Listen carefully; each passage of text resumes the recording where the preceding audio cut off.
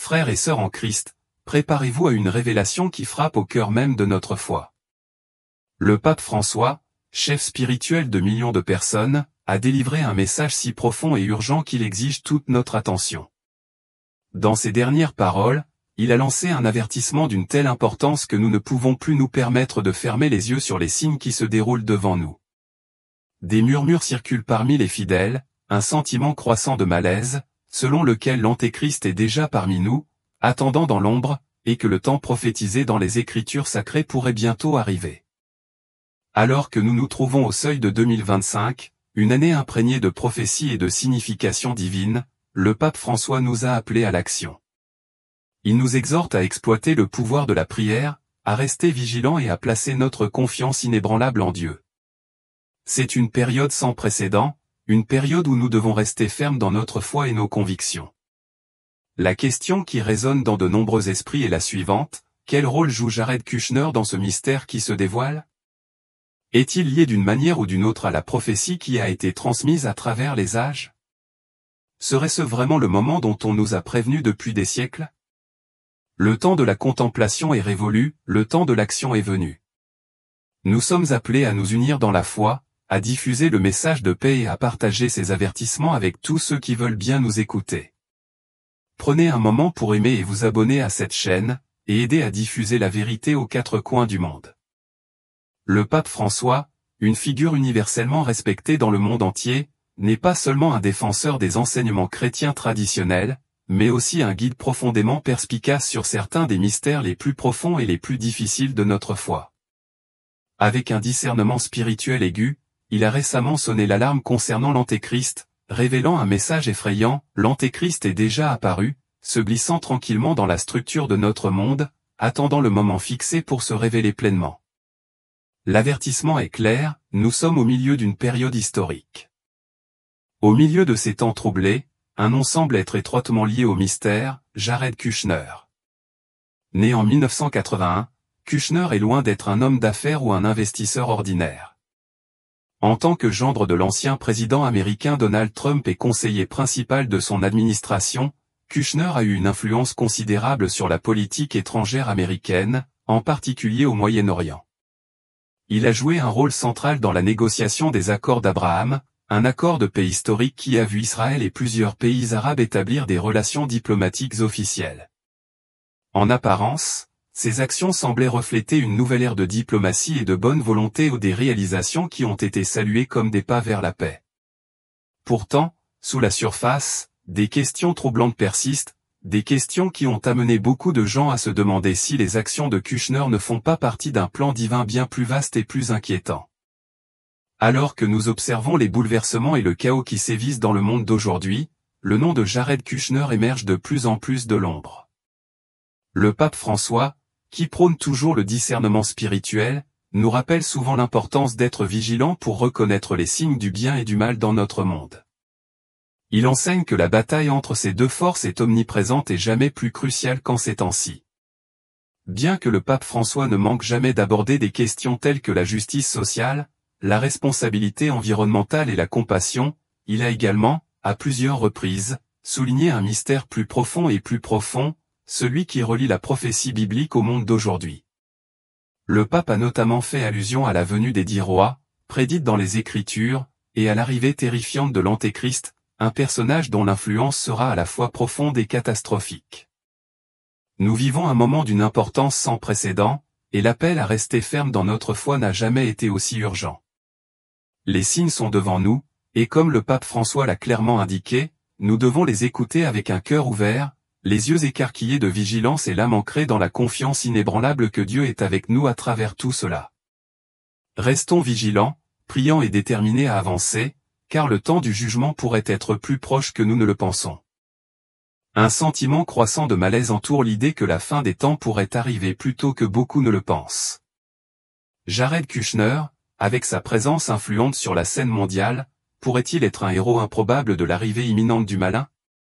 Son rôle dans les affaires mondiales a-t-il une signification bien plus profonde et significative que ce qui apparaît en surface?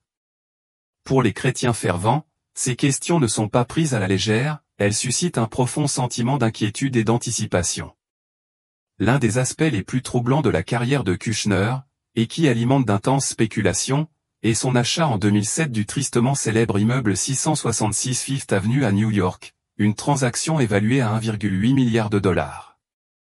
L'adresse, marquée par le tristement célèbre numéro 666, est une référence directe au nombre de la bête et de l'Antéchrist, comme prédit dans le livre de l'Apocalypse. Ce détail à lui seul a déclenché une vague de théories du complot et de réflexions troublantes chez ceux qui suivent les prophéties bibliques. Est-ce vraiment une simple coïncidence que le bâtiment porte un numéro aussi important, ou est-ce le signe de quelque chose de bien plus sombre, de bien plus inquiétant? Le bâtiment lui-même domine Manhattan, sa présence imposante à 2 pas de la cathédrale Saint-Patrick et du Rockefeller Center, symbole d'une immense richesse, d'un pouvoir et d'une influence immense. Ce qui ajoute encore à l'intrigue de la situation et l'implication de feu David Rockefeller, un homme dont le nom est souvent associé à la puissante loge des Illuminati. Cette transaction immobilière très médiatisée pourrait-elle être plus qu'une simple transaction commerciale? Serait-ce un geste symbolique, indiquant des connexions qui vont bien au-delà des simples transactions mondaines, et qui pourraient faire allusion à des forces et des pouvoirs qui se cachent dans l'ombre du surnaturel? Une étrange anomalie trouvée dans les registres d'inscription de Jared Kushner ajoute au mystère qui entoure son nom. Entre 2009 et 2016, il était inscrit pour voter en tant que femme, une bizarrerie qui a fait sourciller plus d'un. Pour certains, ce détail particulier fait écho à la figure de l'Antéchrist telle que décrite dans les Écritures. Dans le livre de Daniel, 11, 36-37, il est écrit que l'Antéchrist fera preuve d'un mépris total pour les dieux de ses ancêtres et n'aura aucun désir pour les femmes, s'élevant au-dessus de tous les autres. Cette petite différence apparemment insignifiante dans les récits de Kushner a amené beaucoup de gens à se demander si elle pourrait être l'un des signes subtils, mais profonds, indiquant que les prophéties se déroulent tranquillement sous nos yeux. En observant le nombre croissant de signes et de présages, il devient clair que la fin des temps n'est peut-être plus un lointain avenir. L'avenir n'est pas proche, mais la réalité présente se rapproche de plus en plus chaque jour. La Bible prédit que dans les derniers jours, un leader charismatique et puissant émergera, offrant des solutions révolutionnaires et faisant des promesses éblouissantes. Ce personnage souvent désigné par de nombreux noms, notamment le fils de perdition, le désolateur, l'homme du péché, la bête et l'Antéchrist s'élèvera pour dominer la terre et exercer un contrôle sur toutes les nations. Avec ses alliances stratégiques, son passé énigmatique et sa vaste influence, Jared Kushner pourrait-il jouer un rôle central dans l'accomplissement de cette prophétie terrifiante? Pour ceux qui ont une foi profonde, ces questions ne sont pas à prendre à la légère. Les signes sont partout autour de nous, et l'urgence n'a jamais été aussi palpable. Il est possible que nous assistions aux premières étapes d'une prophétie prédite depuis longtemps, et alors que les forces obscures gagnent en force, nous ne devons pas oublier que leur pouvoir n'est pas absolu. La Bible nous assure que la montée de l'Antéchrist est actuellement freinée par la puissance du Saint-Esprit et de l'Église. Ce n'est que lorsque cette force divine se retirera que la révélation complète du ténébreux aura lieu. Jusqu'à ce moment-là, nous devons rester vigilants et inébranlables, en restant fermes dans notre foi en Jésus-Christ. Notre lutte n'est pas contre de simples humains, mais contre des principautés et des puissances obscures qui cherchent à consumer le monde. En cette ère d'incertitude et de chaos, alors que les signes prophétiques semblent se multiplier et converger, nous sommes appelés à rechercher la sagesse et le discernement, en nous accrochant fermement à la lumière du Christ. Aujourd'hui plus que jamais, nous devons rester fermes dans notre foi, sans nous laisser décourager par la peur, sachant qu'en fin de compte, la victoire appartient au Seigneur. Et puis, dans une homélie puissante et opportune prononcée jeudi dernier, le pape François a déclaré avec audace que la persécution croissante des chrétiens, ainsi que la peur croissante entourant l'expression publique de la foi, sont des signes indubitables que nous vivons effectivement les derniers jours. Les paroles du pape ajoutent encore un niveau d'urgence à la prise de conscience croissante que la fin des temps se déroule peut-être sous nos yeux. S'exprimant depuis la chapelle de la maison d'hôte Sainte-Marthe du Vatican, le pape a souligné l'évolution alarmante vers un monde où le culte de Dieu est de plus en plus restreint. Vous devez obéir aux ordres qui viennent des puissances du monde, a-t-il déclaré. Vous pouvez faire beaucoup de choses, de belles choses, mais pas adorer Dieu. Le culte est interdit. C'est au cœur de la fin des temps. Le pape François a mis en garde, soulignant la tendance inquiétante des forces laïques cherchant à réprimer la dévotion religieuse. Il a souligné cela comme un indicateur clé que nous approchons des derniers jours. Dans Luc 21, Jésus a prédit la destruction de Jérusalem et les épreuves qui précéderaient la fin des temps, exhortant ses disciples à rester vigilants. S'appuyant sur ces paroles prophétiques, le pape François a rappelé aux fidèles la promesse du Christ, le Fils de l'homme viendra dans une nuée avec une grande puissance et une grande gloire. Le message du pape est un puissant avertissement, soulignant que lorsque l'humanité embrassera pleinement un état d'esprit athée et païen, lorsque Dieu sera relégué aux marges, alors le retour du Christ se rapproche.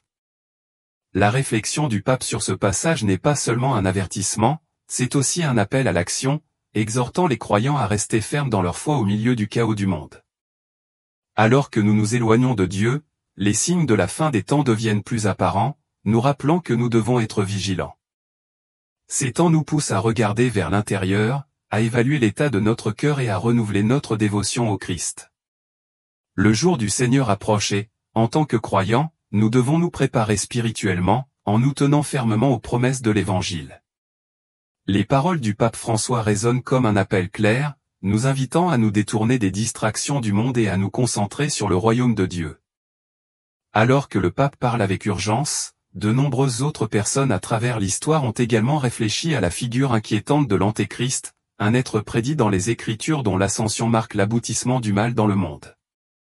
Pendant des siècles, les croyants ont spéculé sur qui ou ce que pourrait être l'Antéchrist, en tissant ensemble des versets bibliques et des idées théologiques pour former leurs interprétations. Parmi les innombrables théories qui ont émergé, 4 points de vue dominants ont captivé les esprits de beaucoup: la théorie du riche milliardaire, la théorie du chef religieux, la théorie du chef politique et la théorie du chef d'église apostat. Chacune offre une perspective différente sur la façon dont cette figure malveillante peut se manifester dans le monde d'aujourd'hui. Nous nous concentrons sur 2 des théories les plus convaincantes, le riche milliardaire et le chef religieux comme incarnation potentielle de l'Antéchrist. La théorie de l'Antéchrist du riche milliardaire est une interprétation moderne qui résonne profondément dans le monde d'aujourd'hui, où les riches détiennent un pouvoir économique et politique sans précédent. Selon cette théorie, l'Antéchrist apparaîtra comme un milliardaire charismatique, exerçant une vaste influence sur le commerce mondial et la société. Ceux qui soutiennent cette idée font souvent référence à des passages bibliques qui semblent correspondre aux traits d'un individu riche et puissant.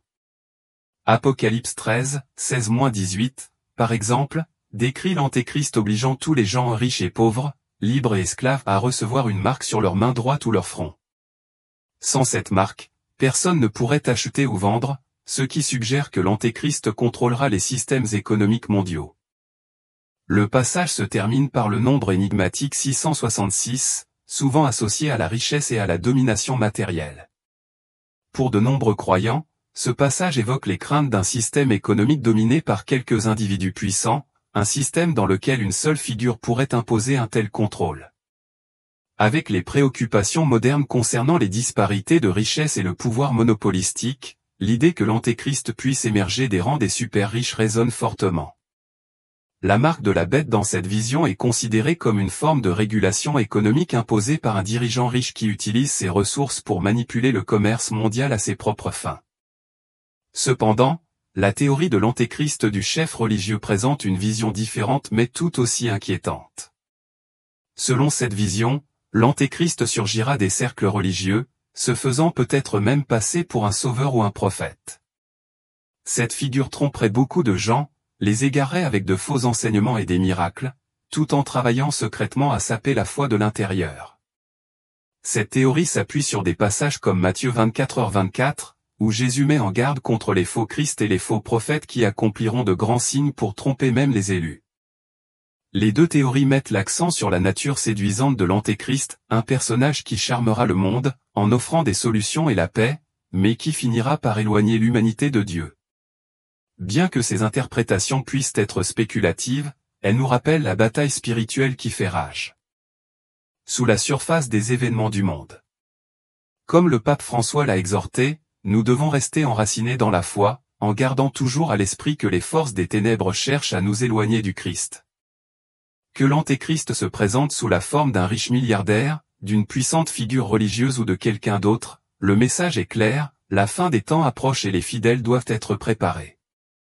Alors que nous traversons ces temps turbulents, nous devons garder les yeux fixés sur Jésus, en nous tenant fermement à sa promesse qu'à la fin, il reviendra avec une grande puissance et une grande gloire.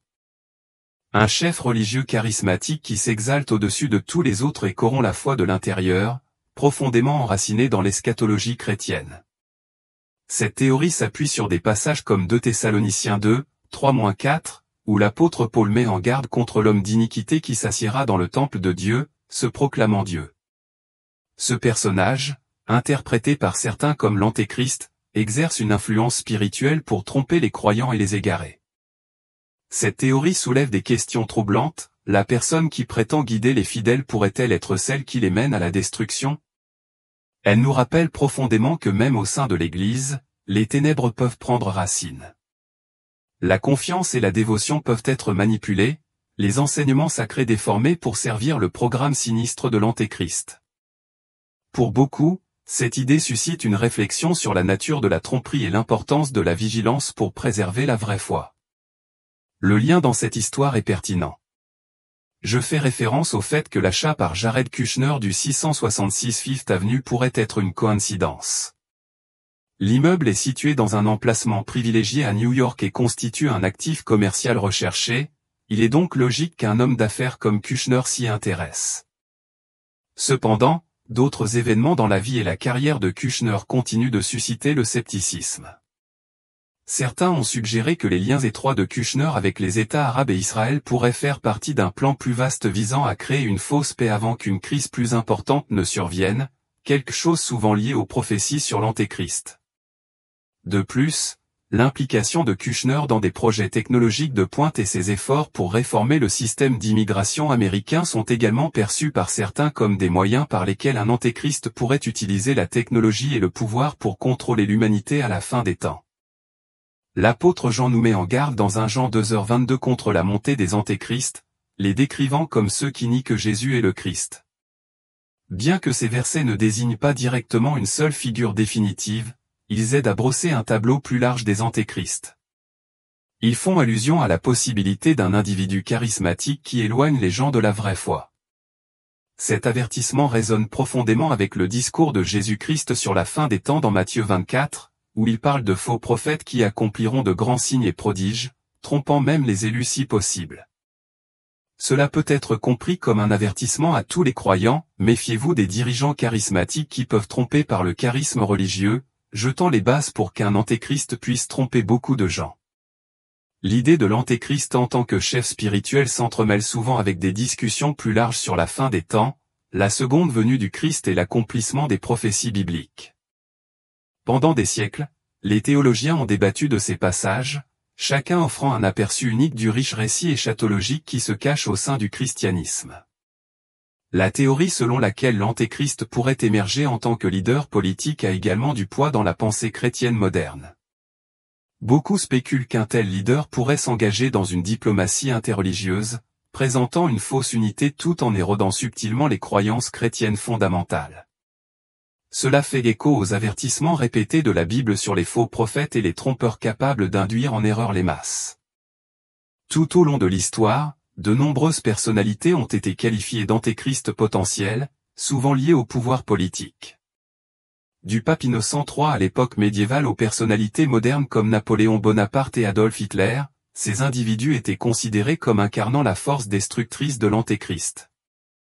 Le livre de Daniel, bien qu'il n'utilise pas explicitement le terme, fait également allusion à de telles figures.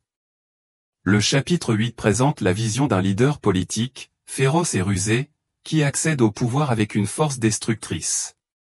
Certains interprètent cela comme une préfiguration de l'antéchrist, un personnage qui utilisera son influence pour provoquer de grandes dévastations. Dans un puissant sermon, le pape François a invoqué les paroles du Christ pour rappeler aux fidèles les tribulations qui précéderont son retour. Une nation s'élèvera contre une nation, un royaume contre un royaume. Il y aura de grands tremblements de terre, et en divers lieux des famines et des pestes, des terreurs et de grands signes dans le ciel. Mais avant tout cela, on mettra la main sur vous et on vous persécutera à cause de mon nom. Par ces mots, le pape a souligné que l'escalade des troubles dans le monde était un signe clair de la fin des temps. Le pape François a expliqué qu'avant le retour de Jésus, il y aura l'abomination et la désolation dans le temple, alors que les forces du mal sembleront triompher. Ce sera comme le triomphe du prince de ce monde, la défaite de Dieu.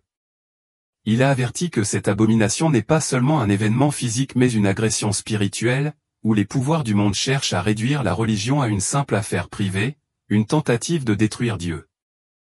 Face à ces menaces, le pape François a appelé les chrétiens à avoir une foi inébranlable, citant l'exemple du prophète Daniel. Nous devons rechercher la fidélité comme Daniel, qui est resté fidèle à son Dieu et l'a adoré jusqu'à la fin, a exhorté le pape. Il a assuré aux croyants que la promesse de Dieu reste intacte, soulignant la patience et la confiance dans la protection divine. Les cheveux de notre tête ne tomberont pas, a promis le Seigneur. Le pape François a également parlé d'une tentation universelle de succomber aux voies du monde, ces chemins trompeurs qui éloignent de Dieu. Il a averti que cette apostasie générale, qui se manifeste par une interdiction du culte, se propage déjà, la qualifiant de signe de la fin prochaine. Cette semaine, cela nous fera du bien de réfléchir à cette apostasie, a-t-il conseillé, invitant les fidèles à examiner leur propre cœur. Est-ce que j'adore vraiment le Seigneur? Est-ce que j'adore Jésus-Christ ou est-ce que je joue en quelque sorte le jeu du prince de ce monde? Le pape n'a pas hésité à aborder la persécution actuelle des chrétiens dans des pays comme l'Égypte, la Syrie et le Pakistan, où les croyants sont confrontés à une grande violence. Il a déclaré que cette souffrance était prophétique de ce qui est à venir, un aperçu des épreuves qui finiront par s'abattre sur tous les croyants. Mais à travers cette persécution, le pape François a appelé au courage, à la foi et au refus d'abandonner le culte de Dieu, même face à une adversité écrasante. Alors que le monde s'assombrit et que les épreuves s'intensifient, les paroles du pape François nous rappellent que la foi, comme celle de Daniel, est le bouclier qui protégera nos âmes en ces temps incertains. Le message de Daniel fait écho à un puissant appel à rester ferme, confiant dans la puissance et la gloire du Christ, qui reviendra en triomphe, comme il l'a promis. Regardons de plus près ce qui se déroule en ces temps prophétiques. Le livre de Daniel dans l'Ancien Testament offre des visions saisissantes de bêtes et de dirigeants, dont beaucoup sont depuis longtemps liés à la montée de l'Antéchrist. Dans les chapitres 7-8, 22 et 25, Daniel parle d'une corne vantarde qui fait la guerre aux saints, un symbole souvent lié à l'Antéchrist. Certains théologiens proposent ici un parallèle avec un chef religieux charismatique qui accède au pouvoir et fait la guerre aux fidèles.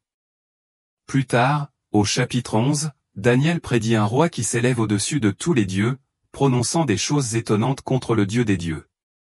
Ce chef ne montre aucun respect pour le désir des femmes, une expression qui a été largement débattue parmi les érudits mais qui est souvent considérée comme une autre caractéristique de l'Antéchrist. L'accent mis dans ces passages sur la domination politique et militaire s'accorde fortement avec l'idée que cette figure redoutable pourrait émerger en tant que leader politique, égarant beaucoup de gens.